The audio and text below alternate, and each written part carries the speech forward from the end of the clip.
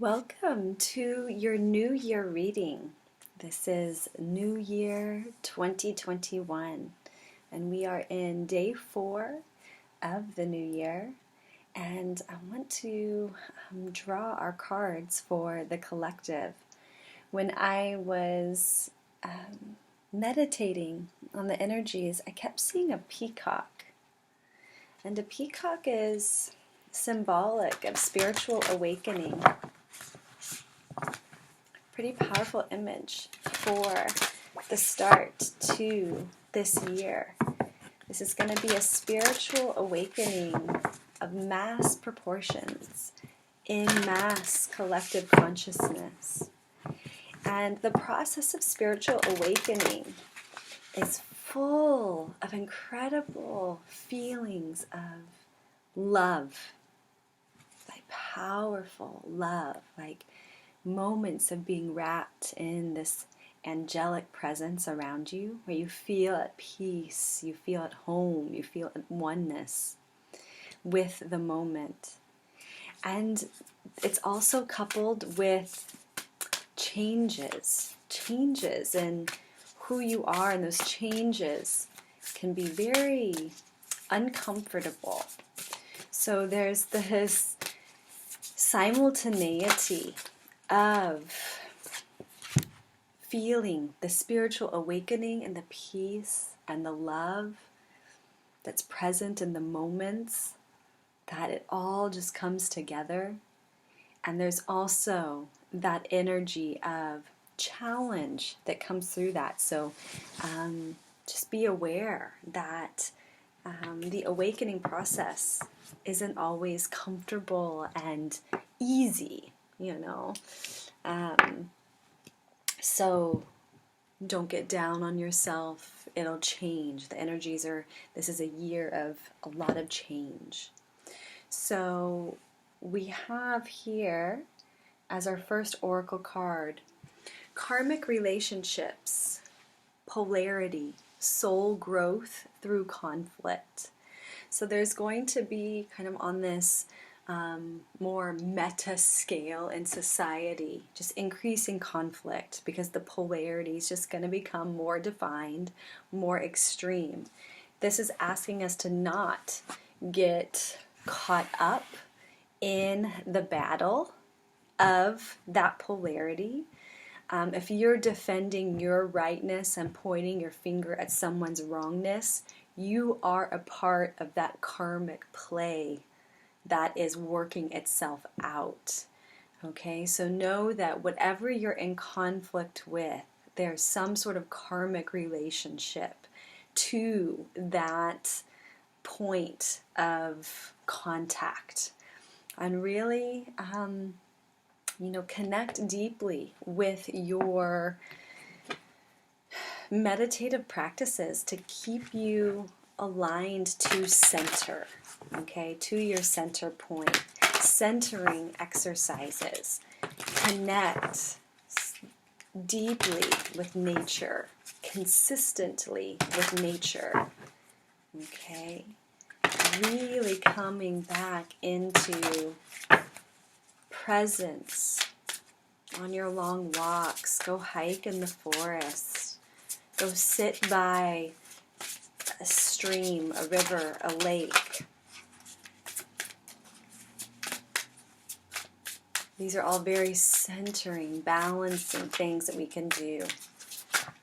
We're being asked to come back into that unity, that harmony with nature.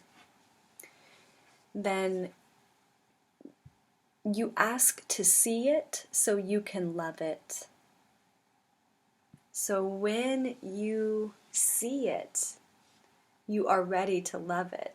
So anything that comes up in conflict in your relationships that are triggering you, those triggers are opportunities. Okay, those are opportunities for you to awaken your heart to love it. When we come into that space of love for the thing that seems to be in opposition to us, That's a radical act of self-love. And you're dissolving the conflict so that you don't have anymore this sense of separation. And when that sense of separation, that sense of duality dissolves, it's all one. You see your other as your brother, as your sister, truly. And when you ask to see it, when it comes up in your life, you are ready to love it. You can love it. And that is the spiritual work. That is the spiritual awakening. That's that peacock that I see. That's like love in action, is in these moments in our relations where, we feel the conflict, where we feel the trigger. Actually, I don't have my book for these cards, which I need, so I'm going to hold off on the Mayan Oracle. Let's get into the tarot deck. So these are really powerful messages because very simple, right? Very simple messages, but very powerful. Because we're going to be confronted this year. It's going to be a very confronting year. And if you're feeling anxious, it's a sign that you're ungrounded, okay? And how do you ground? What are your grounding techniques? I keep hearing the words resilience, okay? I keep hearing the words resilience and like cardiac strength, okay? I've been hearing this in various podcasts, the importance of cardiac health and, how do we come into rhythm with our cardiac health? We earth our bodies, we ground, we connect in with nature, right? That is like number one. And what that does is it de-stresses your system, right? Nutrition, huge in your cardiac health. Make these changes. Remove the stressors from your environment. Take the TVs out of your bedroom or unplug them altogether, and limit your the influence of the media in your life, because that's just a fear propagating machine, right? There's many ways to educate yourself on, the current events of the world. And what I see here is that there is this oppression energy coming in, or that's present. Sorry, it's the images are very saturated with the sunlight streaming in right now. There you go. But it's kind of nice that the oppression just wants to be saturated because that's really what we're doing. We're bringing the light into what's been veiled, what's been hidden. And that's a part of that spiritual awakening too. Look, that oppression card is totally filled with light right now. And that's what's happening. So it's going to show up in our realm as conflict, right? And that's a part of the challenge because the oppression energy, everything's getting released, getting freed, getting liberated. The light is streaming on this planet so strong, and it's only going to increase. So anything that's been veiled and that's been hidden is going to be released and become unveiled and very revealed and apparent in our realm, in our view, in plain sight. And it's all is returning to the light. So that saturation of the light onto the planet, everything's coming out to the surface. But I just love that we can't even see the energy of this card because it's so infused with the light from the sun right now. It's totally getting zeroed out by source light. And what's rising? The Empress energy. The divine feminine is rising inside of all of us, inside of the masculine inside of the feminine. The divine feminine is embodying and is bringing forth. This is Mother Earth. We are returning to the garden. What's being unveiled, what's being revealed, is the cornucopia, the abundant planet that we live on. And not just abundant for a few, abundant for the many, abundant for the all. And we have the Knight of Wands, that there's going to be some real powerful inspiration, movement, fast movement forward with this inspired action. And the Knight of Wands often acts before the Knight thinks, right? So sometimes when there's just action without that center point, it can create a little bit of a chaos around it. So just be aware of that quickness to draw your sword, and charge, and to really utilize that creative fire, that volcanic inspiration and passion towards creative projects, towards something that is going to be beneficial for all. Okay? Really channel this passionate energy rather than amplifying the polarity or the duality, using that passion to, see things, see the conflict with a loving heart. And you have the strength with this Knight to do so. And we have the Queen of Swords. She's decisive. She's highly intelligent, highly intellectual, not super emotional. She's not guided by her emotional body. She's guided by her higher mind and refining the quality of her thoughts from that higher level, divine space of her intellect. And she makes decisions, and she, sets her boundaries, and she takes decisive action, and it's the sword of justice. She really embodies that divine justice, that divine guardianship and protection for what? It's kind of with this Empress energy for the kingdom and queendom of earth, of heaven on earth. And the Six of Cups is a letting go of the past, a letting go of the past way of doing and being. And really, this 2021 is a bridge of the 20th and 21st centuries.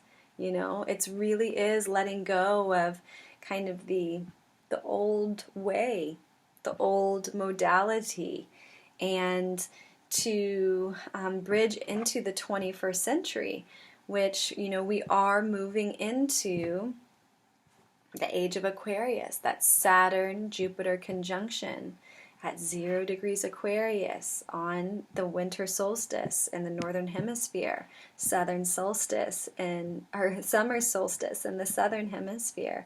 That reset us into the new era, to the new epoch, to the new age of Aquarius, and is launching us into the golden age, into Satya Yuga.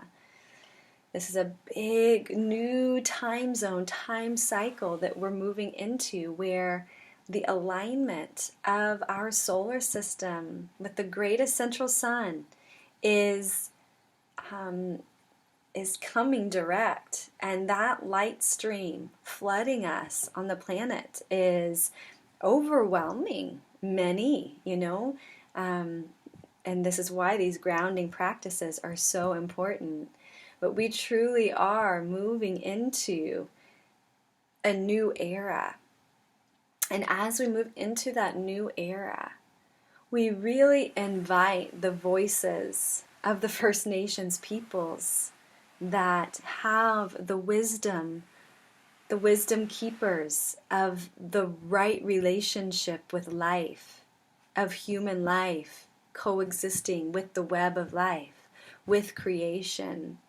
We really bring forth that voice, that wisdom voice of the ancestors. And we let go of this outdated, outmoded, toxic relationship that we've had with life that's been out of alignment. And it hasn't all been toxic, right? There's been a lot of love and beauty inside of that.